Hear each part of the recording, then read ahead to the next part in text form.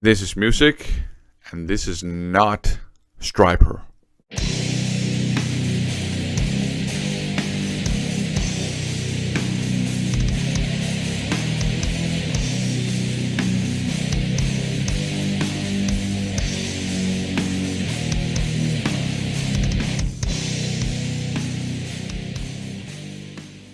Welcome to another episode of Tapeworm Terror.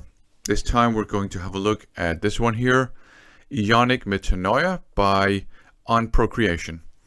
And if we take a look at the tape first, it looks like this.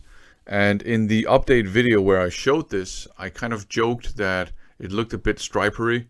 It's not Stryper at all. It's got nothing to do with Stryper. One detail that I like is that you have this transparent kind of like area out here. You rarely see that on cassette tapes. In addition to the transparent stuff in here, it is A and B sided. It's a 5-track tape, and the programs are actually different on the two sides.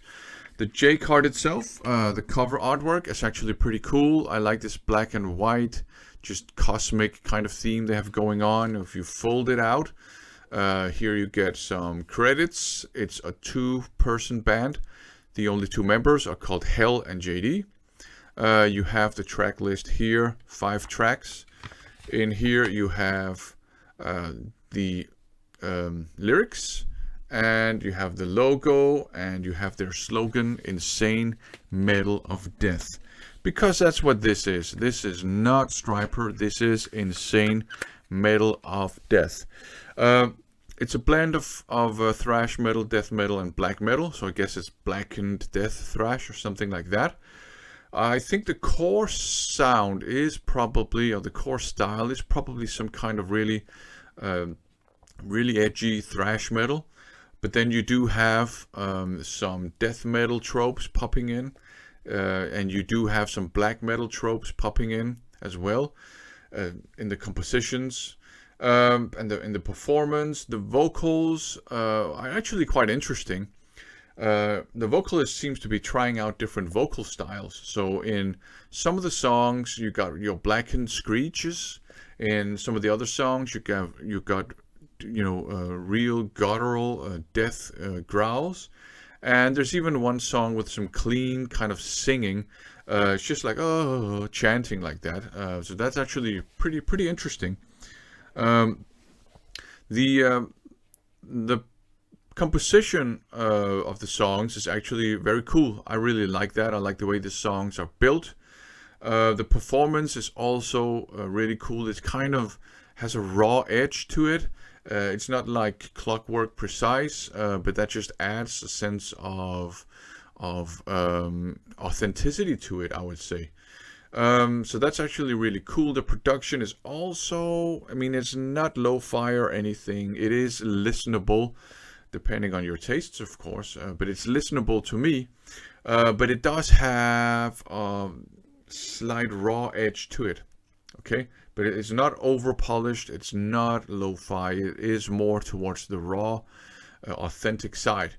It has 5 tracks on it, as I said: The Horror, Darkness and Desolation, and Ritual of the Spiritual Purification. That's side A.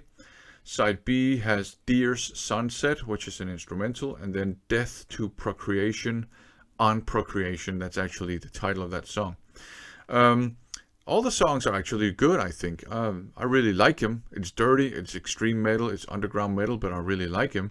But my favorite song is probably the instrumental, Deer's Sunset. It just has some cool things going on, and it even draws a bit on some more galloping, more old school metal in a way. It also has your extreme metal things. So I just quite like the musical journey that song is.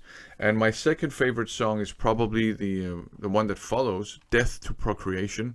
But it's all great, dirty, but not too raw in my opinion.